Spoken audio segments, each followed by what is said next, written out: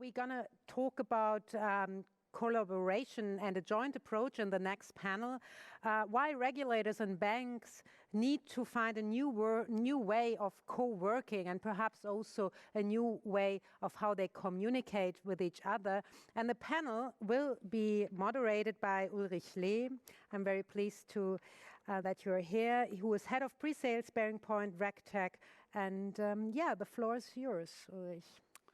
Thank you, Annette, and welcome, everybody. I'm very happy and pleased to have a quite broad and exclusive range of panelists today for the next panel discussion.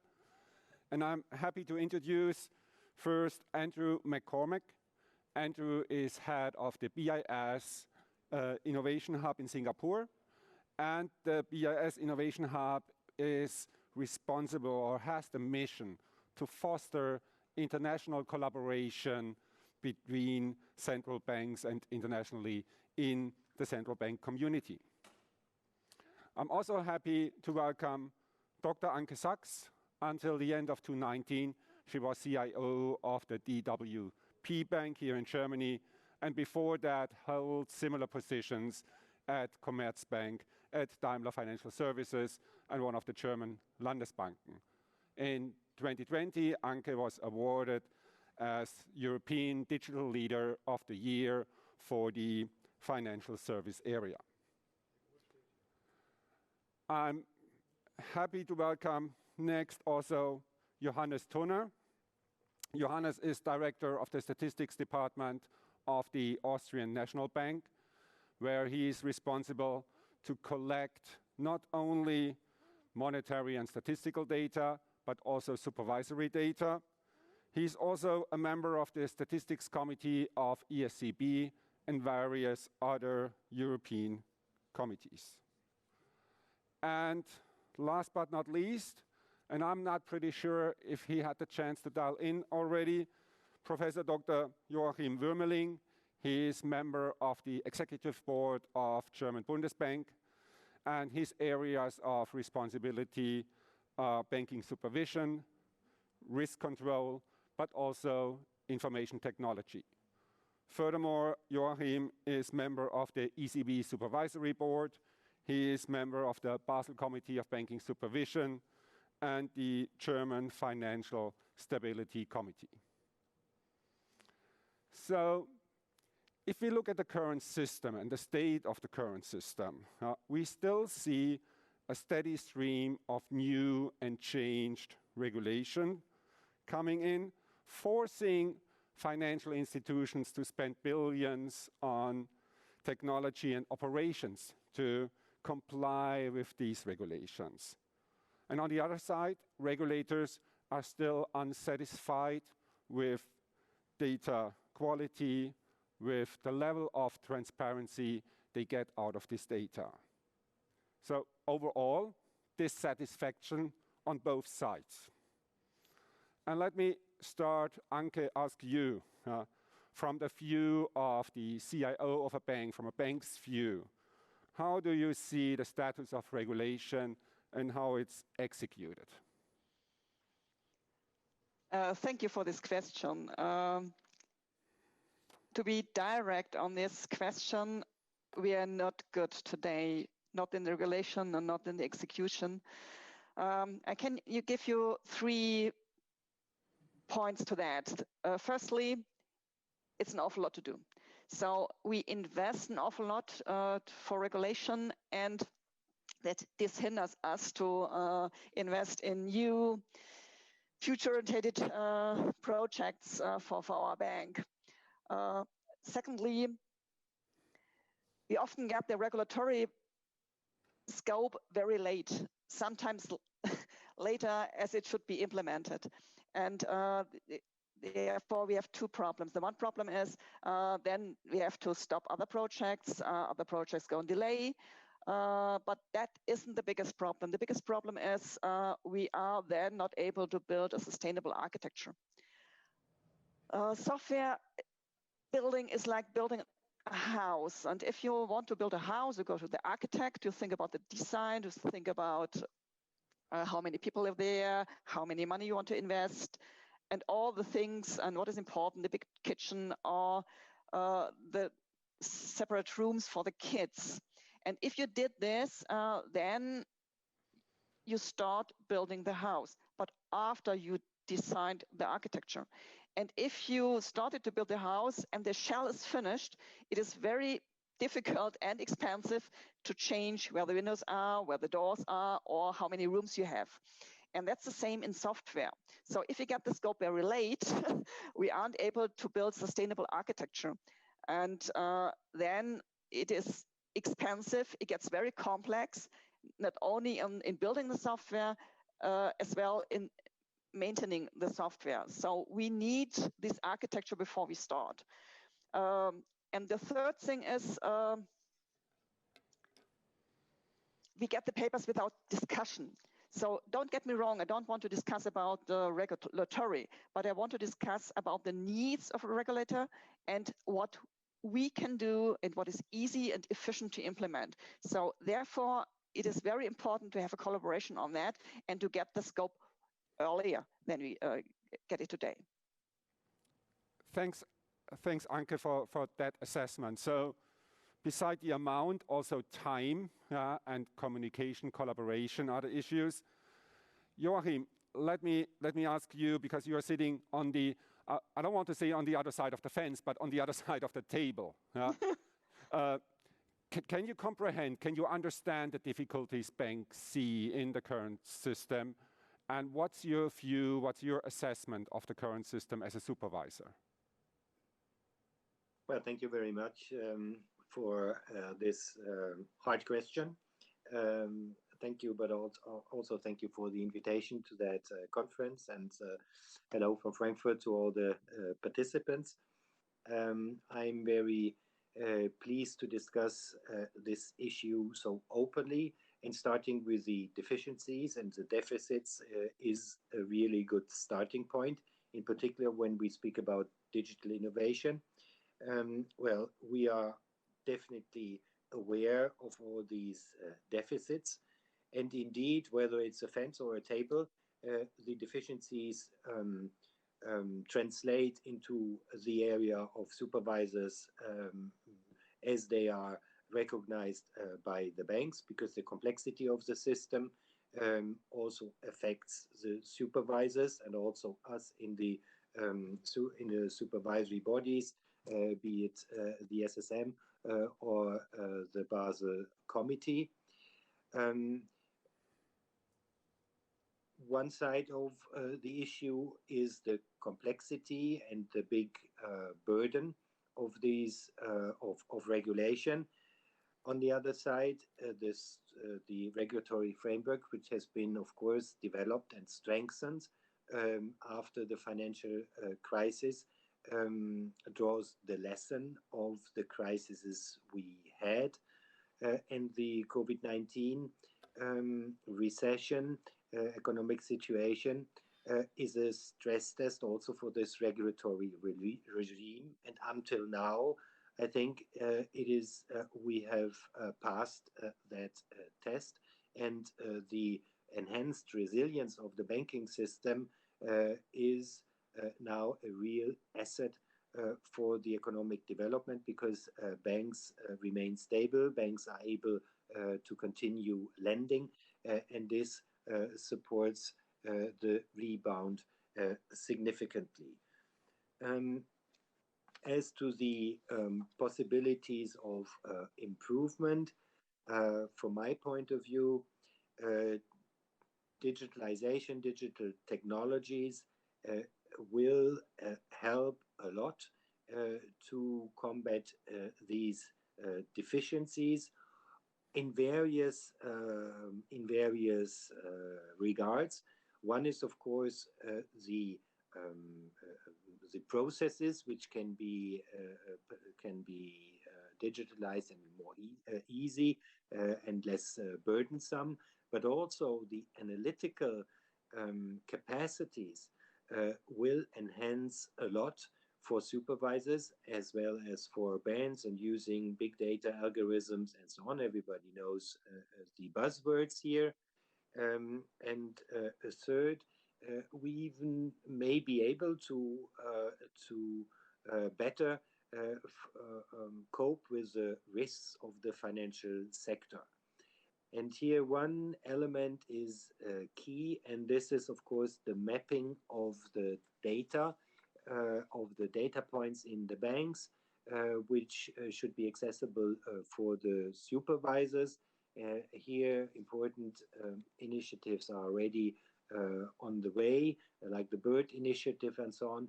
But indeed, we have to get it right from the beginning, as Anke said, because otherwise the initiatives will be so diverse that we cannot really reap the full benefit of the new technological potential.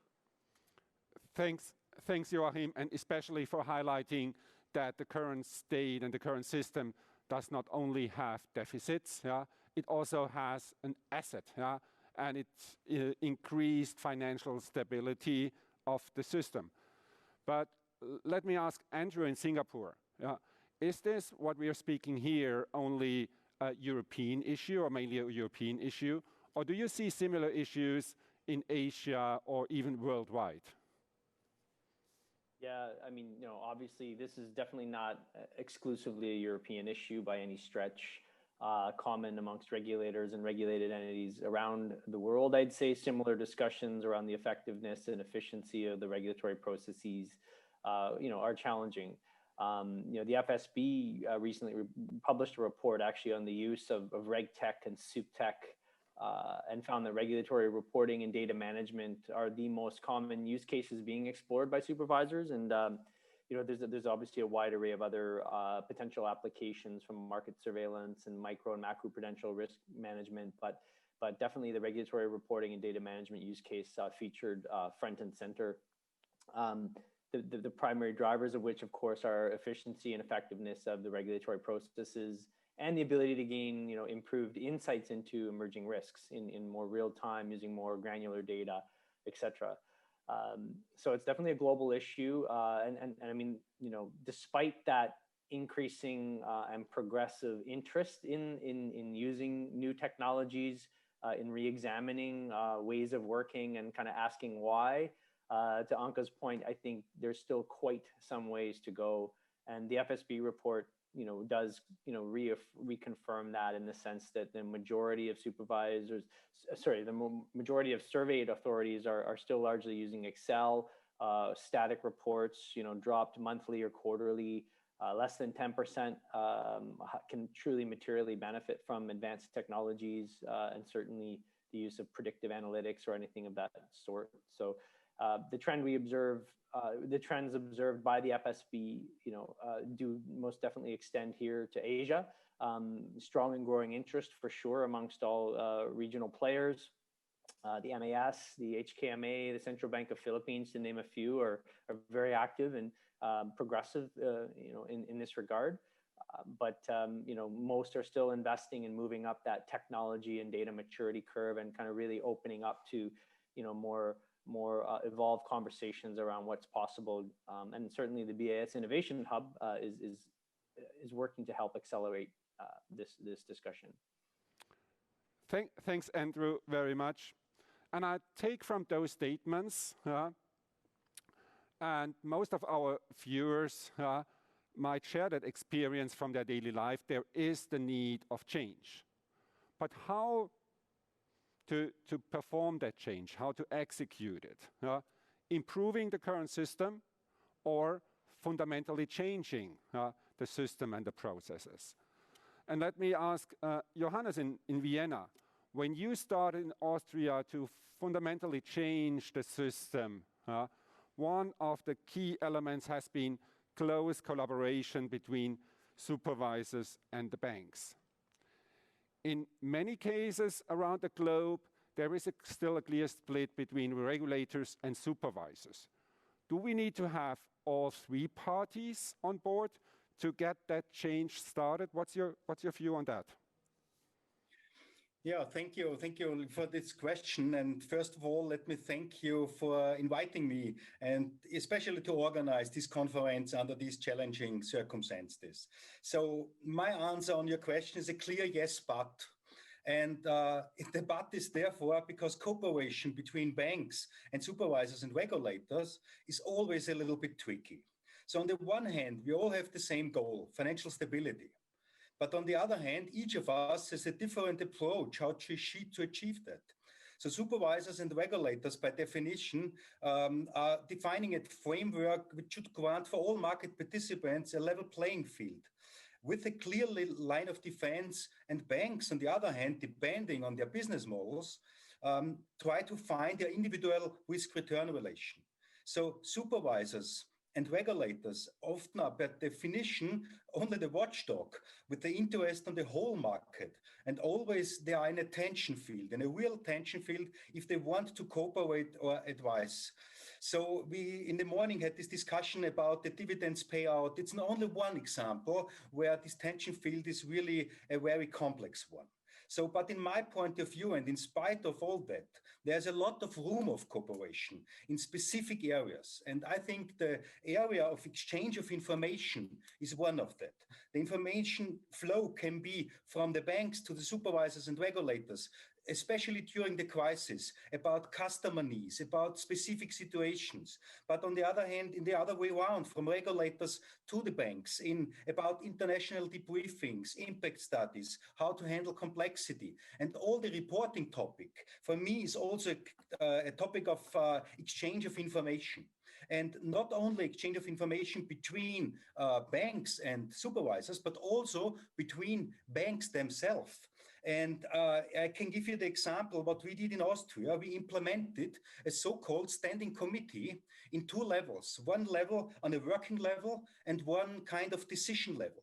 And on these standing committees, we developed and defined all the project and the testing for our data model. We implemented together with the banks. So regulators, supervisor, and banks together are sitting on a table and define how they want to manage all this reporting burden, started already with the financial crisis and many years before. So this data model in Austria is not based on regulation. It's based on cooperation to create a kind of market standard. So it's a quite different approach than it's normal the way to define templates or so. No, we define the data model together with the banks and try to solve the problem of overwhelming regulation. So the important thing is that all stakeholders have to be on board, not only on the basis of regulation. You need regulation in any way, no doubt, but also on cooperation. And there's no possibility at the moment to regulate how banks have to design their data warehouses and interfaces. That's up to the private sector, up to the banks themselves. But only the possibility on the basis of cooperation, you can come along with models of how they want to design and to interact also between each other to learn from each other. So I think with these new models of corporations, we can achieve really value added. We can overcome these clear borderlines we have at the moment where we have to stop both of our sides. We can overcome these borderlines.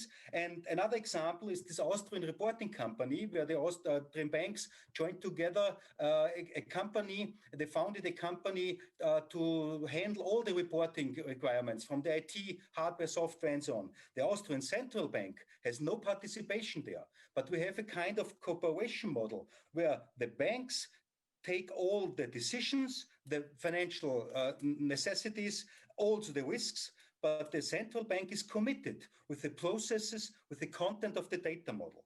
So it's clear that these cooperation models can reach a big value added, an additional value added. But on the other hand, that must be said, it needs a clear governance structure. So a regulator must always have the last word in decisions concerning the regulatory impact, and a paradigm change in communication culture between banks as competitors and between supervisors and regulators and banks is needed. Thank you. Thanks, Johannes. A clear statement, pro-collaboration, pro-cooperation from Austria, but you also pointed out the difficulties. Joachim, another difficulty might be if we move towards more collaboration, but execute it in a waterfall model. There is the risk that this could slow down the process even more, let me say it that way. So would the concepts of agility help from your perspective to avoid any slowdown and move quicker? Well, indeed, the waterfall method would not work. We are here in the area of digital transformation. We are in the area of completely overhauling the system, and this cannot be done with this rather linear methods, waterfall, etc. Just a comment on what Johannes said about the relationship between supervisors and the banks. Of course, there will be still those who supervise and those who are being supervised. It can be all about collaboration, but when it comes to the question how to organize the supervision in the future, there need to be a completely different way to embrace together the digital potential which is in the supervision issue. And my idea would be that supervision will transform from a process, reporting, checking supervisory actions and so on, to a kind of a system where in real time monitoring and reaction take place accordingly. So to develop the old system, the old procedures into this kind of system needs an agile, whatever method, but it needs in particular the user-centric approach which is so dominant and so successful in design thinking processes and so on. So here we need another type of cooperation. We are just with BaFin together issued a digital agenda for banking supervision, and this contains also a process with some selected banks where we test, where we asked about the needs, of course also bring in our needs. So here we can enter a completely new territory. We ourselves as Bundesbank do that as well. It's just today that we are launching a innovation challenge on the issue of machine learning for risk monitoring, and invited fintechs. 50 participated, 10 are in the pitches. So that's also a completely new approach and a completely type of search for innovation. Everybody who's interested could have a look at our demonstration day on Friday, 4 p.m. So here we are really moving forward, but we have also come to decision and to implementation, and not only bring new ideas forward. Thanks, Joachim. And indeed, user centricity is a major part of agile concepts. And let me ask Anke, because Anke, you're used to delivering large agile transformations and projects.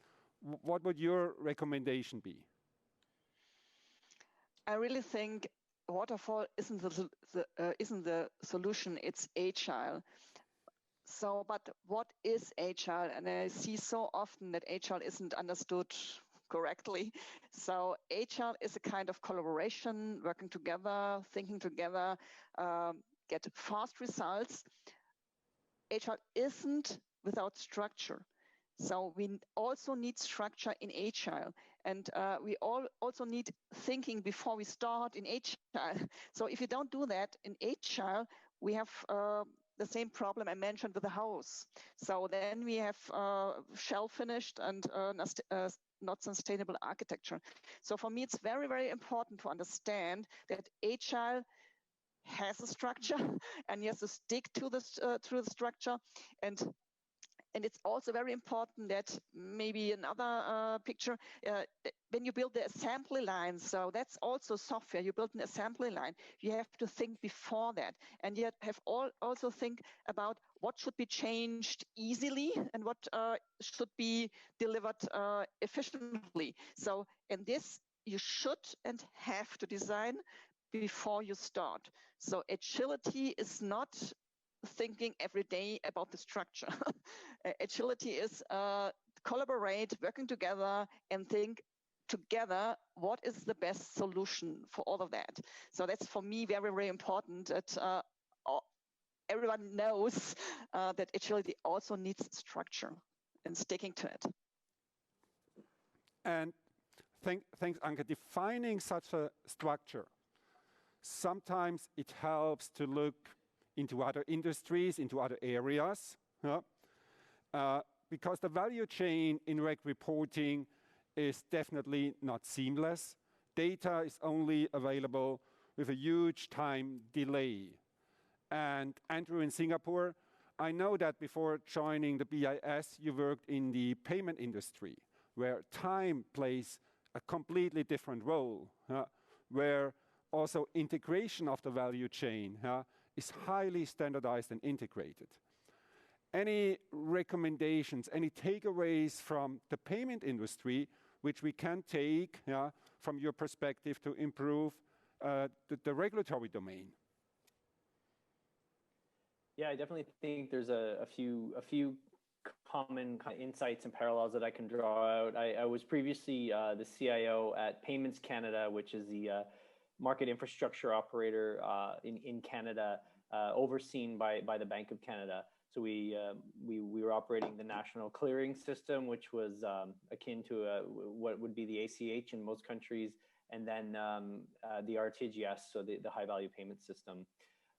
Standards, as you mentioned, in payments, payments do a very high degree of standardization. Obviously to require, that's a necessary component to connect all the players, domestic or cross in a payments ecosystem from an operational perspective. The large and Swift, for example, have played a large role in helping establish those standards, such as ISO 20022. And there are many other examples like SEPA or of course, what the card in terms of standard setting as well. Standards are super important from an operational perspective, but it should also be acknowledged that they could be, in fact, a bit of an Achilles heel in some way, in that they don't age very well, and changing them is extremely difficult once implemented. So, governance is critical in ongoing management and life cycle evolution of a standard.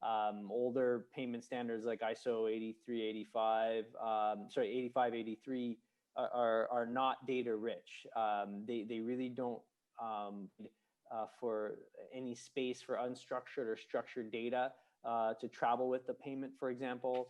And in a big data world, you do lose textual information, and frankly, it limits the opportunity to create value-added service through processing and obviously deep analytics in many cases because of the lack of data in some of these older standards.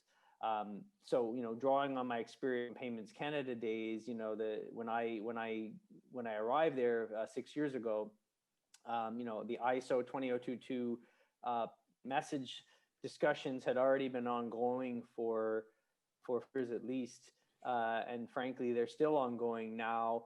Europe is most definitely leading the way with what the work that's been done on Target 2 and other based implementations, but that's a very long journey, 10 years to change a standard. So, I just wanted to recognize that, as important as they are and as important as having structured data and open standard data models is to entry.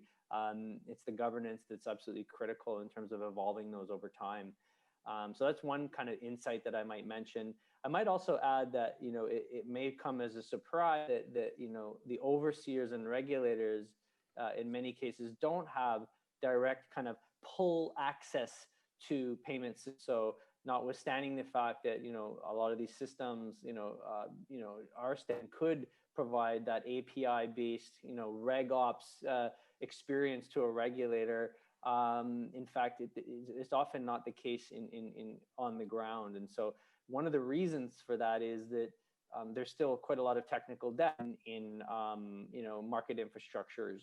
So, again, drawing on my Payments Canada days, the two systems that I inherited were monolithic COBOL mainframe applications. One was 35 years old, the other one was 21 years old. And so my work there was to refresh and obviously eliminate the debt. In one case, we rewrote using all containerized, modern, cloud-based technologies. We didn't run it in the cloud, but we are ready for anything now.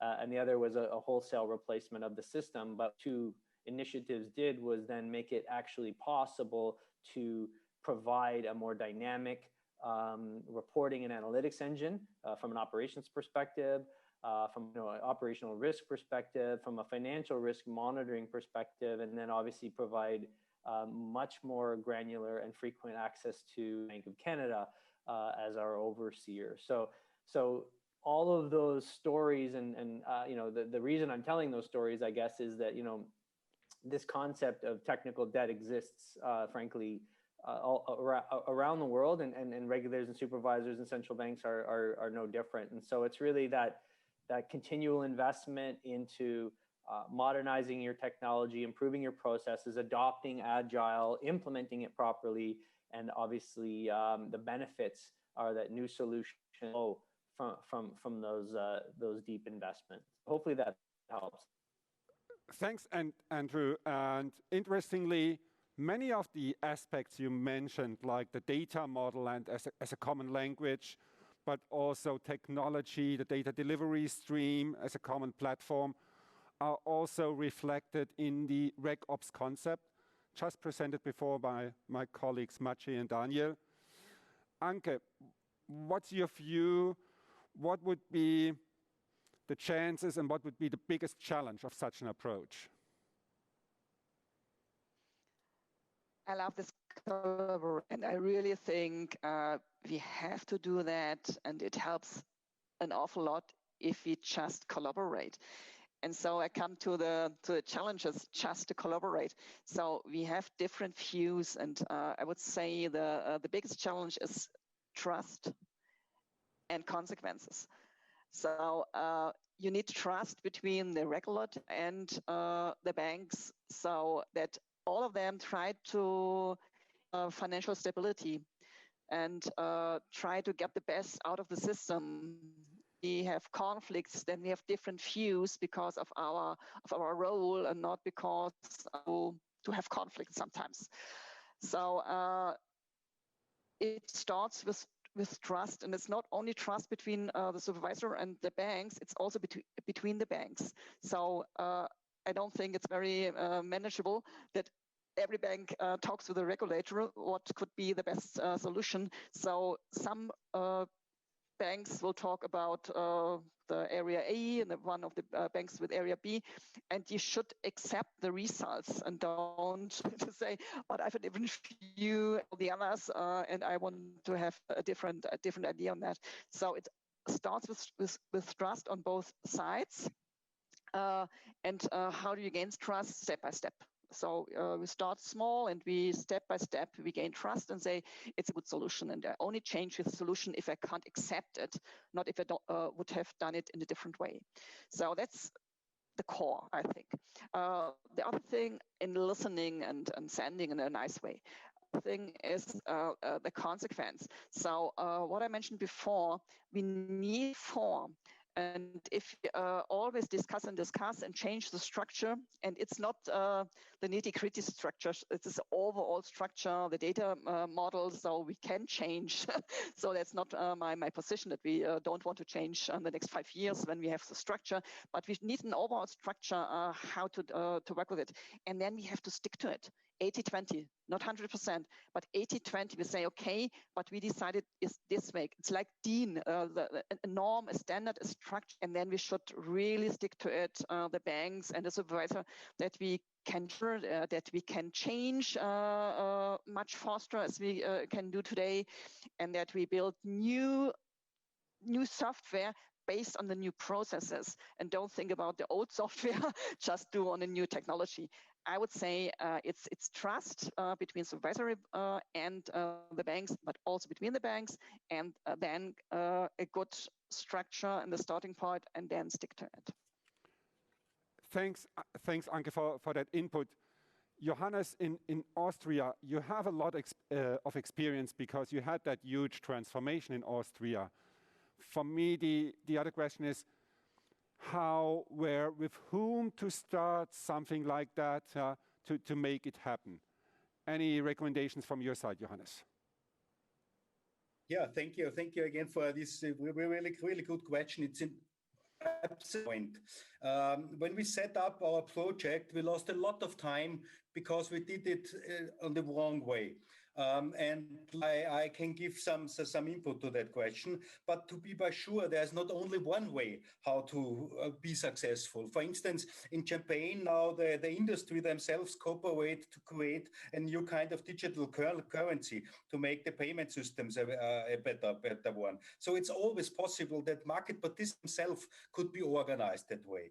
But to be honest, it's much easier, and I'm quite sure of that, to have a more active part of a more or less independent stakeholder in this process. And in our case, it was the central bank as this independent stakeholder to initiate such a paradigm change, to monitor it and to promote it. To all these drawbacks, we will have a lot of drawbacks on such a way you want to go together.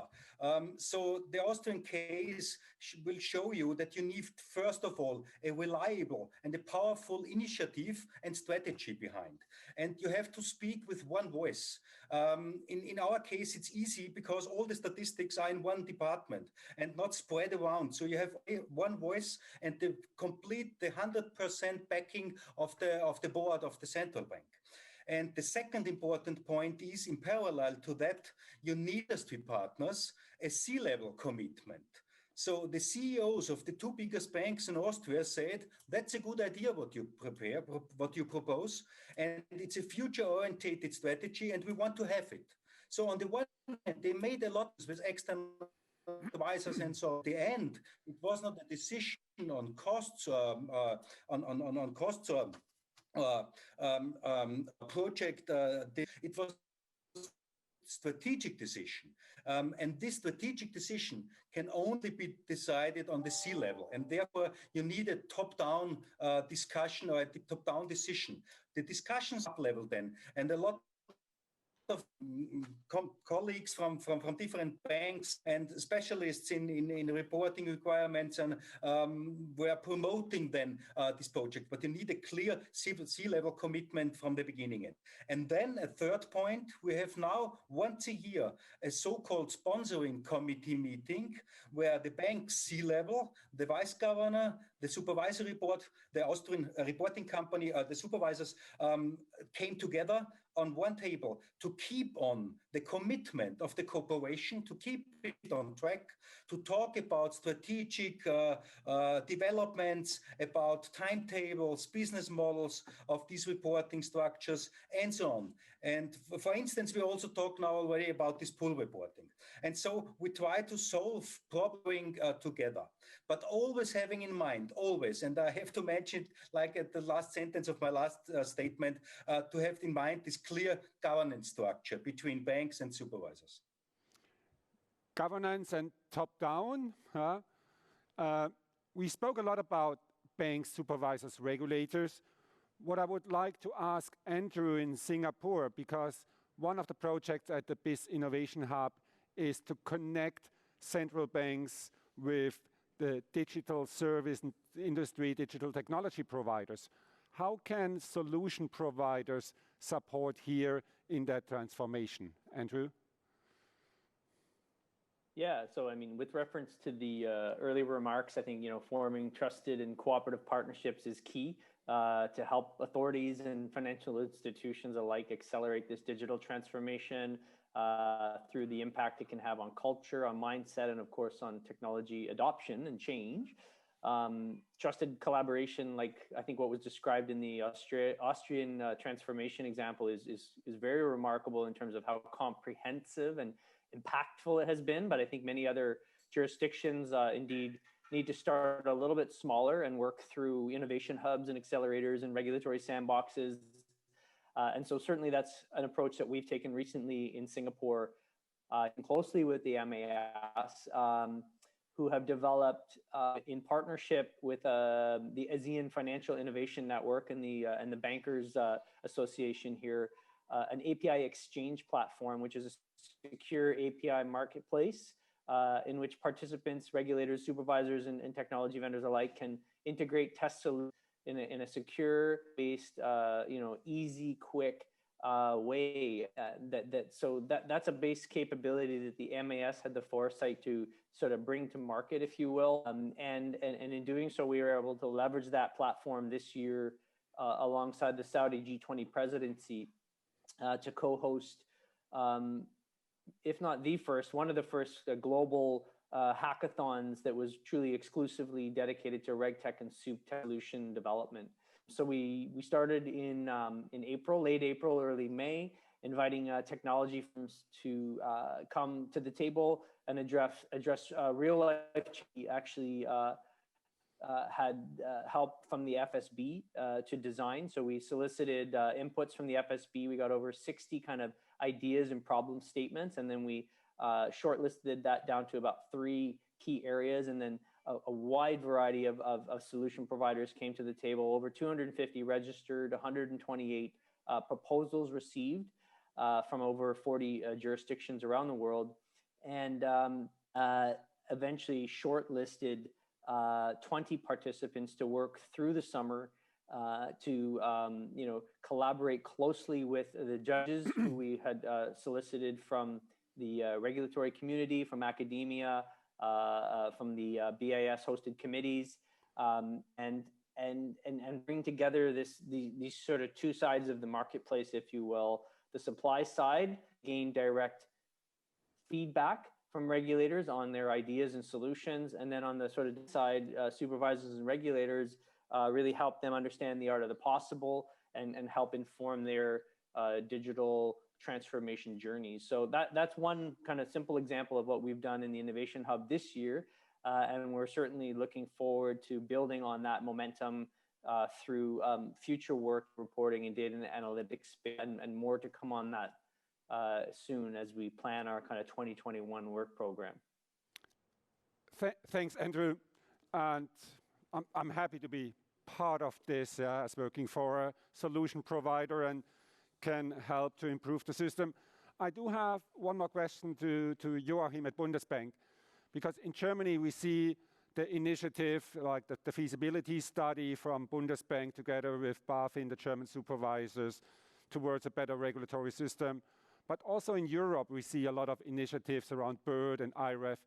How does all those concepts fit together and enable us to build a better system? Well, that's really a key question for the whole adventure and for the whole journey.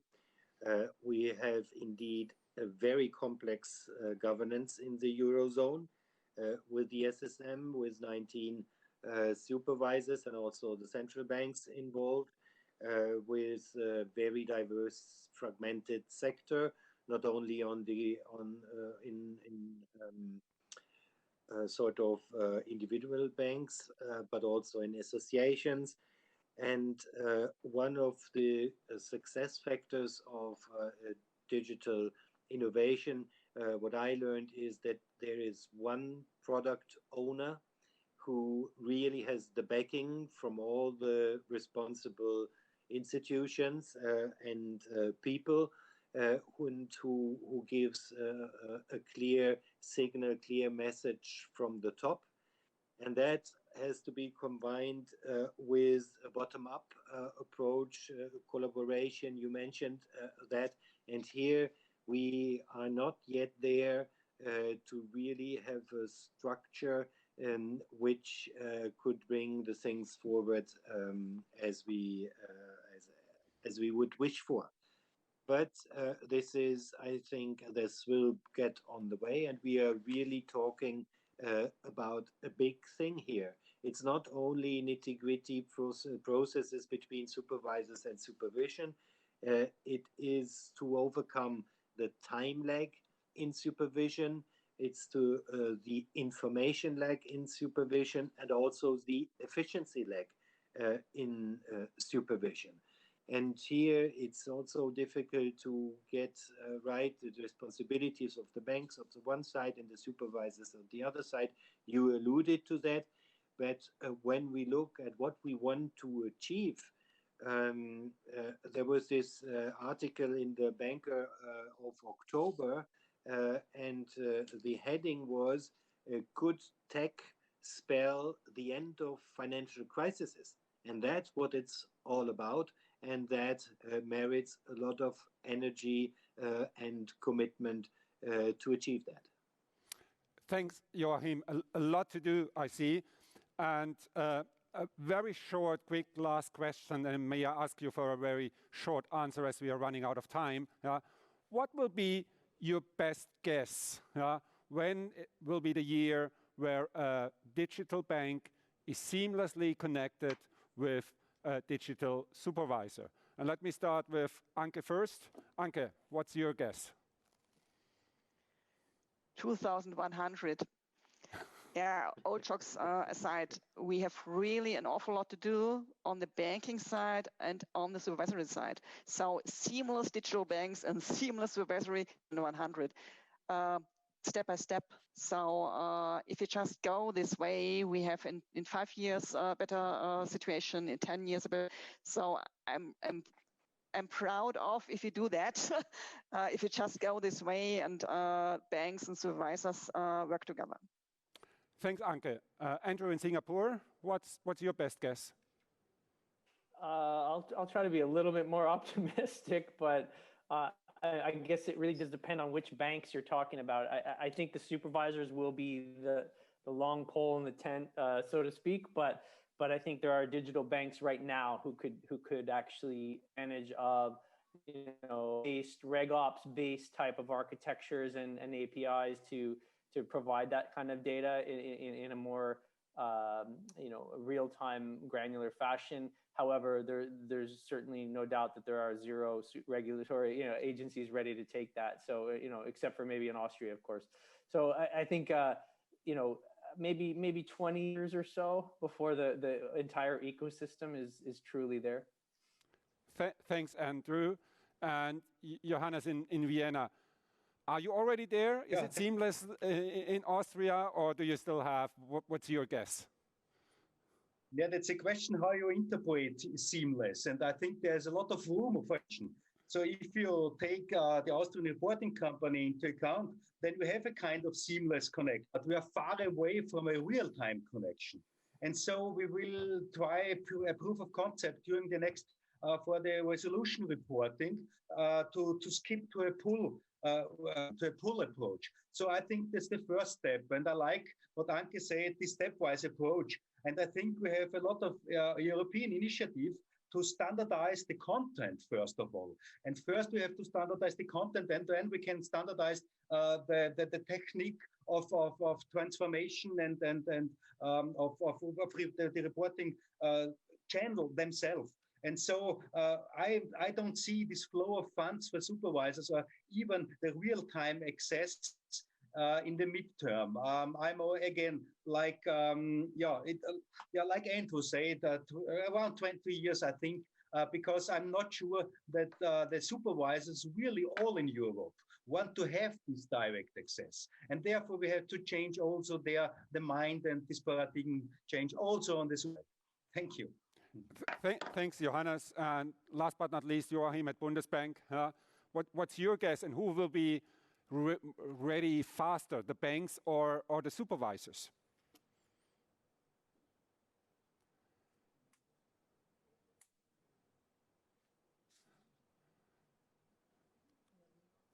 I'm not sure, Joachim, we can't hear you. At least I can't hear you. Sorry. Oh, yeah, no. Sorry. Yeah. Well, of course, we have to move forward in a coordinated manner. That's what you alluded to with collaboration.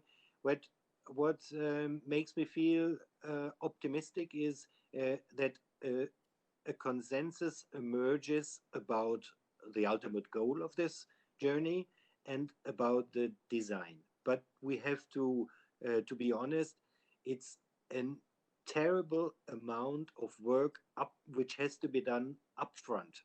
And the data standardization is one of them, but also then to migrate all the data in the system. That will for sure take a lot of time. But I'm also sure that in some jurisdictions, smaller jurisdictions, very agile jurisdictions, also with other governance structures like in Singapore or in Hong Kong or wherever, it will be easier, and that will, of course, be a good leading example. Well, my hope would be that is that we be there before all the cars on German autobahns run autonomously. That's a nice statement. Thank you. And I hope, it won't be 2100. And I hope we can even beat that 20 years expectations I heard in that discussion. Thanks to the panelists. Thanks for that very helpful, useful discussions here. Thanks to everybody outside listening and watching that panel. And let's start to make that happen. Thank you so much again. And back to you, Annette. Thank you so much, Ulrich.